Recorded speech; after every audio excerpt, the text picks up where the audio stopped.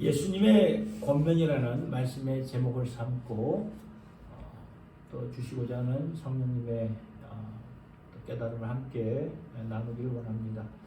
교회는 당신의 핏값으로 세우신 교회이기 때문에 교회만큼 주님에게 있어서 귀중한 것은 없지요.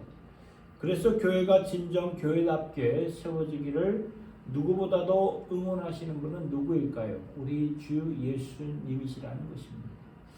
그렇기 때문에 오늘 본문은 교회를 향해서 사실 바울의 서신이지만 바울의 편지지만 예수님의 오늘 본문의 말씀을 통해 교회를 향해 주시는 예수님의 권면을 보게 되는데, 본문의 내용을 보면 우리가 지금 고린도후서 강의 말씀을 지금 보고 있지만 이 고린도 교회는 어려움이 있었어요. 그래서 아픔으로 교회가 이렇게 나뉘어져 있었습니다. 이렇게 된 원인이 무엇일까? 오늘 본문에 나와 있는데, 어느 한 사람이 바울의 사도권을 가지고 계속 부인하면서 그 바울의 사도권에 대해 도전했기 때문에 교회가 참 아픔이 있었고 사람들의 마음이 참 이렇게 나뉘어져 있었어요. 이 교회가 이렇게 분열되는 교회를 가보면 그렇잖아요. 사람들의 그런 그 선동으로 인해서 한 부류의 작은 부류의 선동을 해서 교회가 시끄러워지는 거예요. 그래서 교회가 이 고린도 교회도 마찬가지로 혼란과 혼돈 속에 나뉘어졌던 것이고, 그러므로 인해서 바울의 마음이 어땠을까요? 참 많이 아팠죠.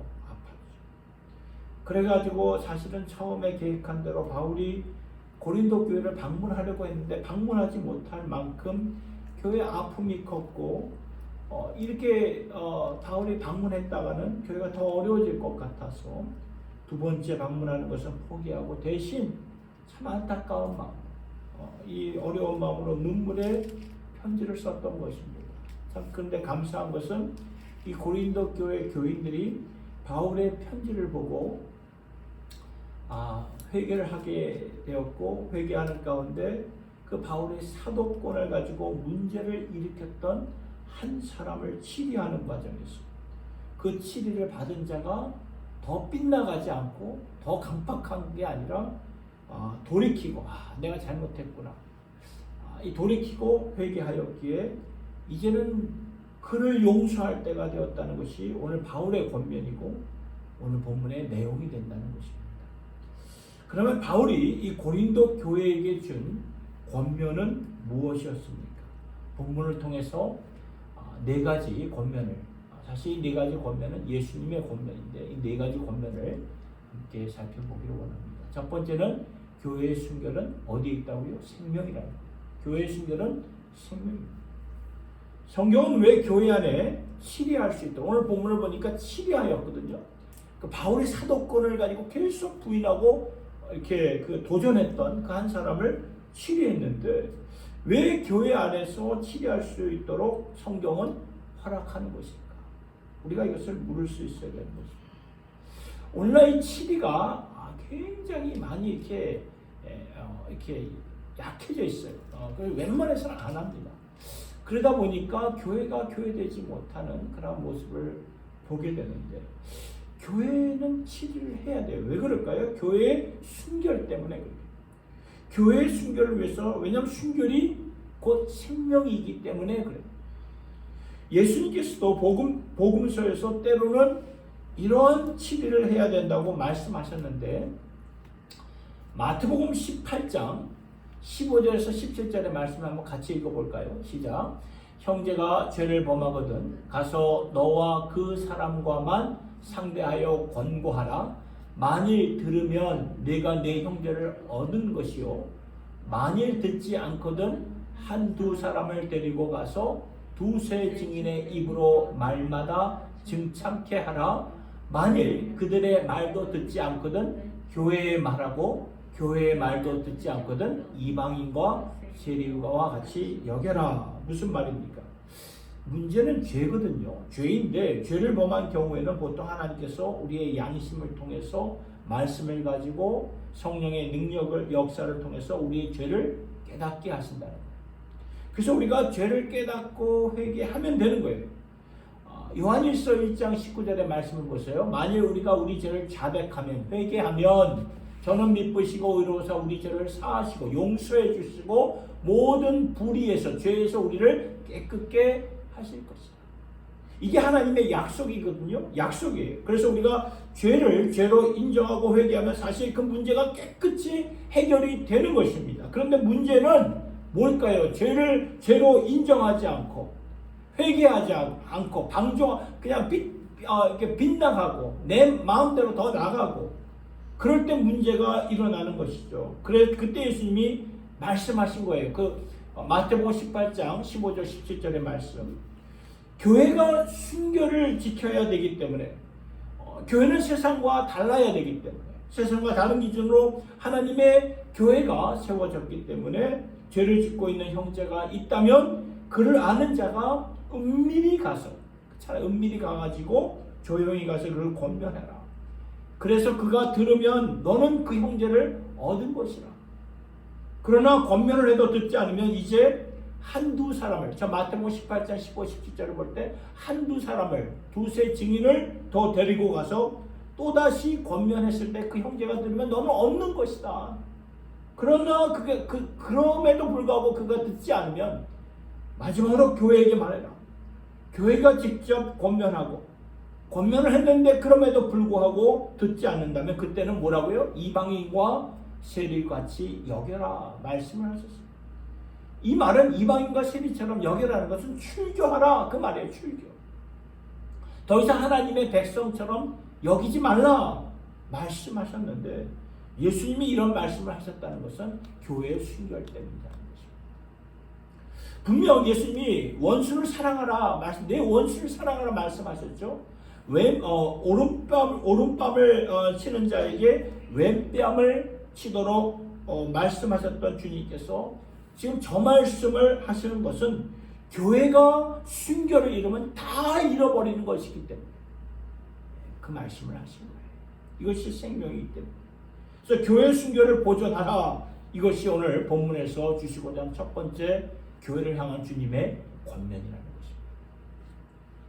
두 번째 권면은 교회는 도덕적으로 우리의 삶이 순결해야 된다라는 것을 보게 됩니다. 예수 믿는 백성들은 달라야 되겠죠. 세상과 우리는 다른 기준으로 살 수 있어야 된다는 것입니다. 물론 완벽한 사람 없습니다. 완벽한 사람이 없기 때문에 그렇죠? 우리는 회개를 해야 되고 주님의 용서가 필요한 것이지만 그렇다고 해서 우리가 세상의 기준과는 똑같이 살아가서는 안 된다는 것입니다.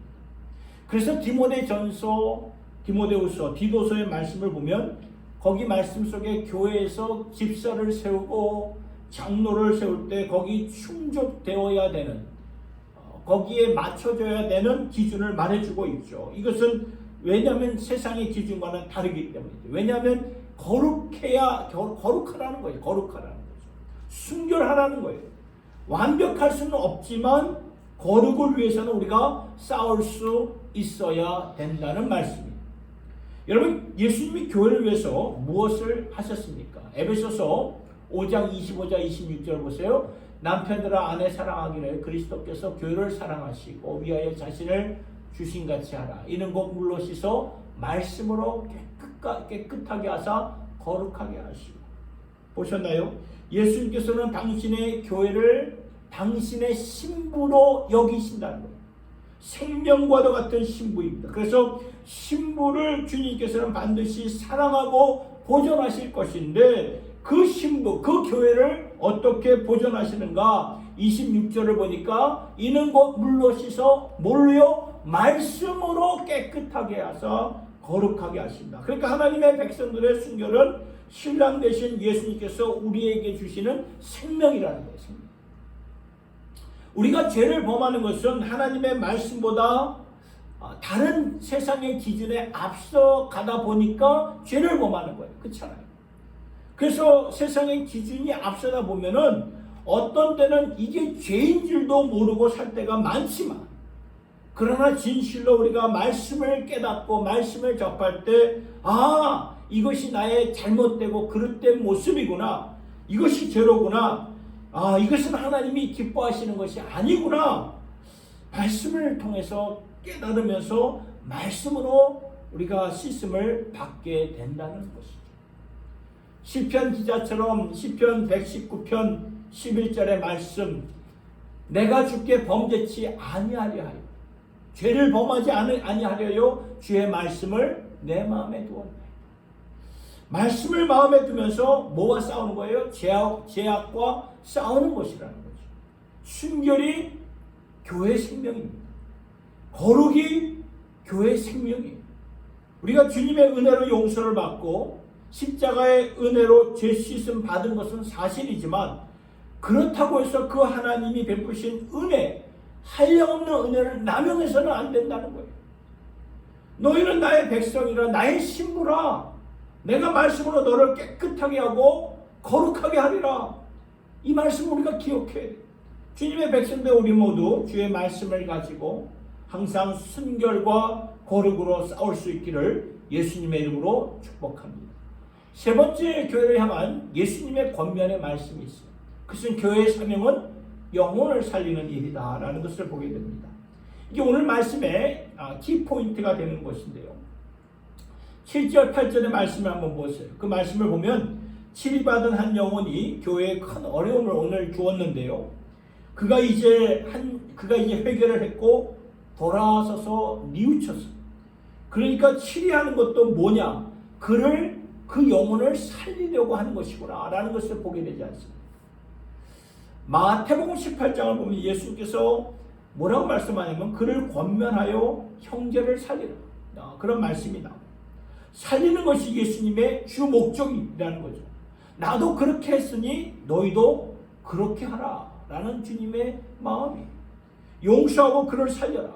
그래서 8절을 보니까, 그러므로 오늘 본문의 8절을 보니까, 그러므로 너희를 권하노니 사랑을 저희에게 나타내라.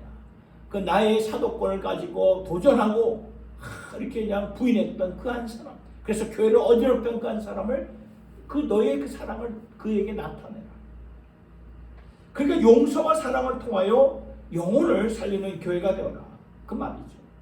여러분, 고린도후서의 말씀을 보면 지금 하나님께서 그 일을 전심으로 하고 있는 것을 우리에게 거듭 말씀해 주시고 있는데요. 그래서 고린도후서 5장 18절의 말씀을 보면 이렇게 나와 있어요. 모든 것이 하나님께로 난다. 모든 것이라는 거죠. 저가 그리스도로 말미암아 우리를 자기와 화목하게 하시고 또 우리에게 화목하게 하는 직책을 주셨다. 이 말씀을 잘 보면 모든 것이 하나님께로부터 났는데, 문제는 모든 피조물 가운데 하나님께 노하고 하나님께 반항하고 하나님의 말씀을 거역하는 피조물은 딱 한 가지, 누굽니까? 오직 인간뿐이라는 거예요. 모든 피조물이 창조주가 되시는 하나님의 뜻 가운데, 자연의 그 법칙 가운데 모든 것이 살아가고 있는데, 거기에 반항하는 피조물은 인간들 뿐이라는 거예요. 인간. 그러한 우리들을 향하여, 생명 없는 우리들을 살려주시기 위해서 우리와 화목하게 하시려고 당신의 아들 예수 그리스도로 말미암아 우리와 화목하셔서 우리를 살려주신 하나님, 이러한 하나님, 오늘도 우리를 살려주시기 위해서 이렇게 일하시는 하나님이 되신다는 거예요. 그런데 거기서 끝나는 것이 아니라 18절의 말씀을 보니까 또 우리에게 화목하게, 제가 밑줄 것처럼 우리에게 화목하게 하는 직책을 주셨으니, 이는 하나님께서 그리스도 안에 계시다 세상을 자기와 화목하게 하시며 저희의 죄를 저희에게 돌리지 아니하시고 화목하게 하는 말씀을 우리에게 부탁하셨다. 무슨 말입니까? 지금 죽어가고 있고 죽어 있는 이 세상을 예수님께서 화목시킬 수 있는 생명을 줄 수 있는 사명을, 그 직책을 너희들에게 준다. 우리에게 준다. 그 말씀이에요. 여러분, 복음은 우리를 살리시려는 하나님의 굿뉴스죠. 좋은 소식입니다. 이 소식을 우리에게 맡겨주셔서 이 복음을 가지고 오늘도 하나님의 치유와 회복과 자유를 누리며 선포할 수 있도록 하나님께서 우리를 불러주신 거예요. 그래서 고린도후서 6장 2절의 말씀을 보니까 이렇게 나와 있어요. 가라사대 때 내가 은혜 베풀 때 너를 듣고 구원의 날에 너를 도왔다 하셨으니 보라 지금은 은혜 받을 만한 때요. 보라 지금은 구원의 날입니다. 사실 이 고린도후서 6장 2절의 말씀은 이사야 구약성경 이사야 61장의 말씀인데 61장의 말씀을 보니까 하나님의 은혜의 해와 여호와의 보복의 날을 전파하기에 나왔는데 여호와의 보복의 날은 뭘 말합니까? 마지막 때의 심판의 날을 말해주는 거예요. 그런데 예수님께서 하나님의 보복의 날은 나중에 심판의 날이지만 그 심판의 날이 오기 전에 하나님의 그 은혜의 해가 이제 예수 나로 말미암아 열려졌고 이 예수로 말미암아 하나님과 화목해질 수 있는 길이 활짝 열려졌기 때문에 은혜의 해를 선포한다 말씀하신 거예요. 따라 저와 여러분들이 이 하나님의 은혜의 해를 받아 누리면서 하나님의 은혜의 해를 선포하라는 것인데 은혜의 해를 받아 선포하는 것은 무엇일까요? 사람들에게 생명을 전하는 교회의 역할을 잘 감당하라고 말씀하신 거예요. 그렇다면 우리가 어떻게 감당해야 될까요? 하나님께서 십자가에서 이루신 용서와 사랑을 가지고 우리가 감당해야 된다는 것입니다. 영혼을 살리는 교회와 백성들이 되기 위해서는 두 가지예요. 용서와 사랑이라는 이게 오늘 본문에서 나오는 그 키포인트죠. 용서와 사랑. 골로새서 3장 13절의 말씀을 보면은 이런 말씀이 있어요. 누가 네게 혐의가 있거든 서로 용납하여 피차 용서하되 주께서 너희를 용서한 것 같이 너희도 그같이 하라. 그런 말씀이 나옵니다. 이 말씀을 보면 누가 네게 혐의가 있거든 무슨 말이에요? 불만을 끼치고 아픔을 끼칠 때 뭐 하라고요? 서로 용납하라, 용서하라 말씀하죠. 어떻게 용서하라고요? 주께서 너희를 용서한 것 같이. 여러분 우리 주님께서 어떻게 우리를 용서하셨습니까? 이걸 우리가 잘 생각해 봐야 돼요. 예수님이 우리를 어떻게 용서해 주셨나요? 조건을 걸고 우리를 용서해 주셨나요? 어떤 조건을 걸고? 아니죠. 아무런 조건 없이 용서해 주셨어요. 이것이 십자가의 용서입니다. 용서. 예수님께서 용서를 이렇게 이루신 것처럼 너희도 그렇게 하라는 거죠. 마태복음 그래서 18장 33절을 보아도 내가 너희를 불쌍히 여긴 것 같이 나도 네 동관을 불쌍히 여김이 마땅치 아니하네. 하나님께서 우리를 이렇게 불쌍히 여기셨으니 너도 너희 동료를, 너희 지체를, 너희 성도를 불쌍히 여기는 것이 마땅한데 그런데 우리의 삶을 한번 잘 보십시오. 우리의 삶을 보면 우리는 마땅한 것을 마땅하게 여기지 않고 마땅하게 여기라 그랬는데 마땅하게 여기지 않고 살아가는 이것이 오늘 우리의 문제라는 거죠. 지난 삶을 보면 내 가슴에 그렇죠? 못을 박은 사람들이 있어요. 없는 사람 아무도 없습니다. 다 있어요. 내 가슴에 못을 박은 사람들, 상처를 준 사람들, 아픔을 준 사람들이 있습니다. 그런데 우리는 그 이상의 죄악으로 말미암아 하나님의 아들 예수를 어떻게 했죠? 우리가 십자가에 못 박은 우리들이라는 거죠. 근데 하나님께서 내 죄를 용서해 주시기 위해서 무조건 용서해 주시기 위해서 자신의 피 한 방울, 물 한 방울 남김없이 다 쏟으신 그 하나님. 이렇게 하나님이 우리를 용서해 주시고 불쌍히 보셨으면 너희도 저 말씀처럼 너희 동반을, 너희 지체를 불쌍히 여김이 마땅치 아니하냐? 그런데 마땅한 것을 하지 못하고 살아가는 것이 오늘 우리의 모습이 아닌가 돌아볼 수 있어야 된다는 거죠. 여러분 내가 용서와 사랑을 못해. 내가 용서를 못하면 가정도 깨지고 사회도 깨지고 교회도 아픔의 투성이라는 거예요. 용서를 못하면 그래요. 저 사람이 내 가슴에 못을 박았어. 알죠? 왜 모릅니까? 알죠? 아는데 그런 일이 왜 없겠어요? 다 있어요. 있는데 십자가에 못 박힌 그 하나님의 은혜로 구원받은 우리들이잖아요. 그 우리들이기 때문에 우리는 좀 달라야 된다는 거죠. 십자가에 그 한량없는 은혜로 말미암아 구속받은 우리들이기 때문에. 그리고 그 십자가의 은혜가 큰 힘이 되어서 우리 안에서 새로운 역사를 일으켜 주시기 때문에 용서와 사랑을 통해서 하나님의 생명의 역사, 복음의 역사가 펼쳐진다는 것인데 이것이 주님의 권면의 말씀이거든요. 여러분 교회는 생명을 살리는 곳이죠. 내가 주님으로부터 받은 용서와 사랑을 똑같이 베풀면서 생명을 살리는 곳이기에 오늘 내 말씀을 통해 내 자신을 돌아볼 수 있어요. 내가 지금 용서해 주어야 할 사람은 누구인가? 나와 화해하고 화목해야 할 사람은 누구인가? 여러분, 사랑은 부담이에요. 부담이죠. 사랑하려면 우리가 부담을 가져야 됩니다. 사랑으로 부담을 껴안고 우리가 적극적으로 그 자리에서 하나님께서 우리에게 베풀어 주시는 그 용서와 사랑을 실천할 때 복음이, 그렇죠? 복음이 능력이 되어서 치유와 회복과 자유함이 있게 되는 줄 믿으시기를 바랍니다. 끝으로 예수님이 교회에 주시는 권면 네 번째는 교회는 늘 영적으로 깨어 있어야 된다. 영적으로 깨어 있어야 된다.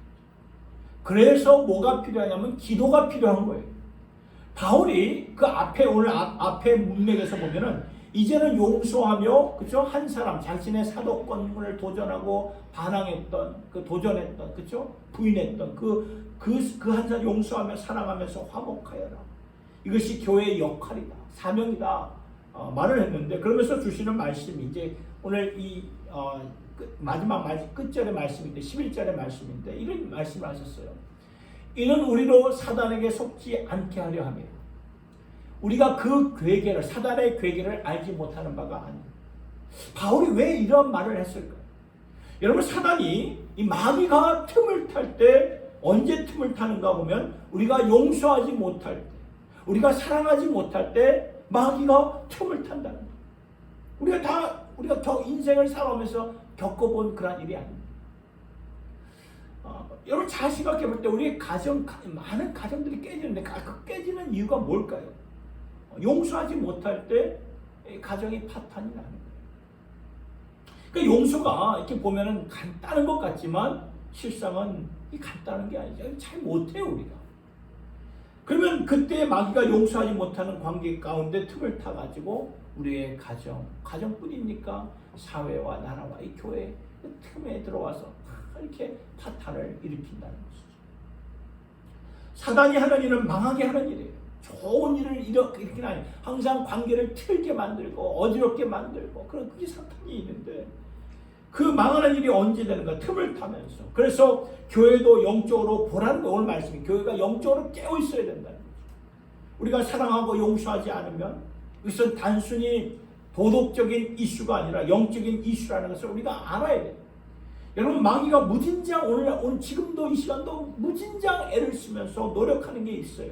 그게 뭘까요? 하나님의 영광을 어떻게든지 가리는 거예요. 떨고 내는 거예요. 하나님의 영광이 드러나지 않게 하는 것이 마귀의 주 목적이라는 거죠. 하나님의 영광을 가리우면 흑암에 남게 마련이라는 거죠.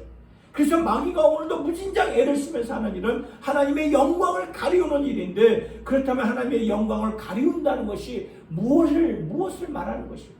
우리가 이걸 추상적으로 하나님의 영광을 가리운다, 추상적이 아니라 실제적으로 생각할 때 악한 사탄 마귀가 하나님의 영광을 언제 어떻게 가리우는 것일까요? 골로새서 1장 19절의 말씀을 볼까요? 아버지께서는 모든 충만으로 예수 안에 거하게 하시고, 여기 말씀을 보니까 하나님께서는 당신의 모든 충만을 누구 안에요? 예수 안에 거하게 하셨는데, 그렇다면 중요한 것은 그 다음 골로새서 1장 20절의 말씀에 보세요. 그의 십자가의 피로 화평을 이루사 만물 곧 그 땅에 있는 것들이나 하늘에 있는 것들을 그로 말미암아 자기와 화목해 되기를 기뻐하십니다.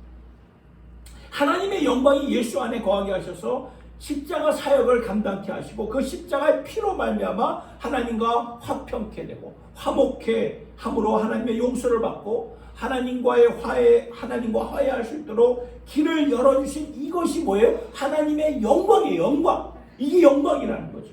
그렇다면 우리가 하나님의 영광 가운데 임한다고 예배를 드리지만, 우리의 마음속에 용서하지 않고 화해하지 못할 때 누가 틈타죠? 마귀가 틈타면서 하나님의 영광을 가리우게 되는데, 이것이 영적인 이슈라는 거예요. 오죽했으면 여러분, 예수님께서 산상수훈의 말씀 가운데 마태복음 5장 23절 24절의 말씀을 보세요. 그러므로 예물을 제단에 드리다가 거기서 내 형제에게 원망들을 만한 일이 있는 줄 생각나거든 예물을 제단 앞에 두고 먼저 가서 형제와 화목하고 그에 와서 예물을 드려라. 그러한 예배, 그렇지 않으면 그러한 예배의 의미가 없다는 말이죠. 화해하지 못하고 용서하지 못한 가운데 예배에는 하나님의 영광이 임하지 않는다, 그 말씀이라는. 오늘날 우리가 이 북한을 이렇게 뉴스를 통해서 보게 되죠. 이 북한을 어떻게 용서하고 화해할 수 있을 것 같을까? 막 이렇게 보면 계속 공갈 협박하고 미사일 쏴대고, 또 최근에는 대한민국 그 연평도에 한 주민을 죽인 다음에 불에 태우고, 그러한 이 북한과 어떻게 화해가 가능할까? 가능하지 않아요. 우리가 결단한다고 해서 가능할까요? 그렇지 않아요. 어떤 규정을 통해서 가능할까요? 안 된다는 거죠. 감정으로는 더더욱 안 된다는 거예요. 그런데 복음 안에서는 된다는 거예요. 복음 안에서. 에베소서 2장 13절의 말씀을 보니까 이제는 전에 멀리 있던 너희가 그리스도 예수 안에서 그리스도의 피로 가까워졌느니라.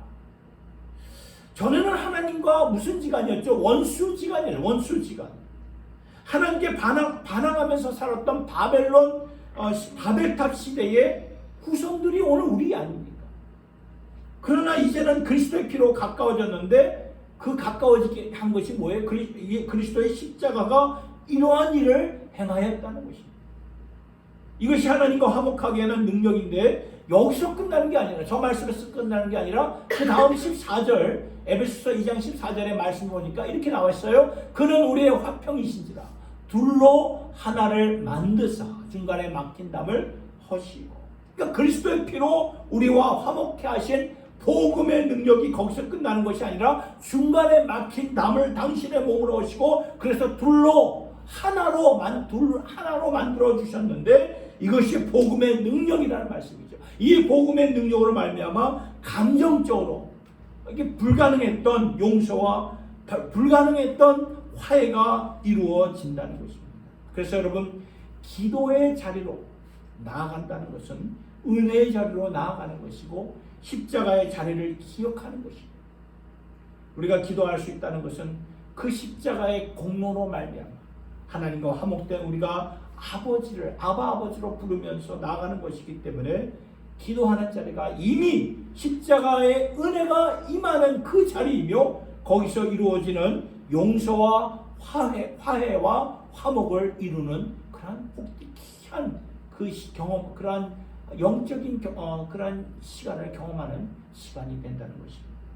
말씀을 맺으면서 사랑하는 성도 여러분, 이 바울의 서신을 통해서 예수님의 권면의 말씀은, 첫째는 교회는 순교를 생명처럼 여겨야 되는구나, 이것을 깨달으셔야 됩니다. 그리고 두 번째는 완벽하지는 않지만 말씀을 갖고 우리가 죄와 싸워야 되는 거죠. 그리고 세 번째, 교회는 하나님께서 이미 십자가에서 부어주신 사랑과 용서를 가지고 다른 지체를, 다른 성도를 살리고 하나님과 화목시키는 것이 교회의 사명이구나, 이것을 우리가 또 새겨야 됩니다. 끝으로 교회는 영적으로 깨어서 악한 사탄 마귀와 항상 영적 전쟁을 해야 되기 때문에, 그렇죠? 주님이 오신 날까지 이 교회는 그 사명을 감당해야 된다는 거죠. 이것을 뭘로 감당해야 됩니까? 기도로 감당하여서 꼭 승리하는 하나님의 교회, 복음의 피 묻은 교회가 될 수 있기를 우리 주 예수님의 이름으로 축원드리옵나이다. 기도하겠습니다. 하나님 아버지, 존귀하신 우리 주님, 오늘도 주님께서 피로 값주시고 세우신 교회를 향해 권면의 말씀을 주심을 감사합니다. 우리가 이 말씀을 잘 듣겠습니다. 교회는 사람이라고 하셨으니 우리가 이 말씀을 잘 듣고 순종한 교회가 되게 하여 주시옵소서.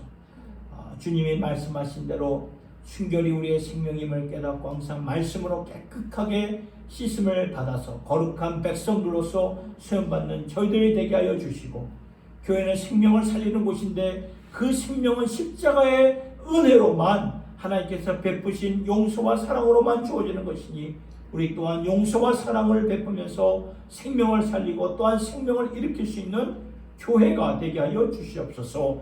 교회는 또 항상 늘 깨어 영적으로 보며 십자가 피 묻은 복음의 은혜를 우리가 기억하며 그 능력에 힘입어 하나님과 화목하며 서로 화목하면서 마귀에게 틈을 주지 않고 하나님의 교회답게 십자가의 능력으로 일어나 전진하는 교회가 될 수 있도록 저희들 늘 기도하면서 십자가 골고다 갈보리를 바라보면서 거기서 베푸신 하나님의 엄청난 사랑 항상 마음에 우리가 품고 주님의 교회답게 일어나 세상을 주님의 빛과 사랑으로 변화시키는 그러한 십자가의 군대가 되게 하여 주시옵소서. 감사와 영광을 주님께 올려드리며 우리 주 예수님의 이름으로 기도드리옵나이다. 아멘.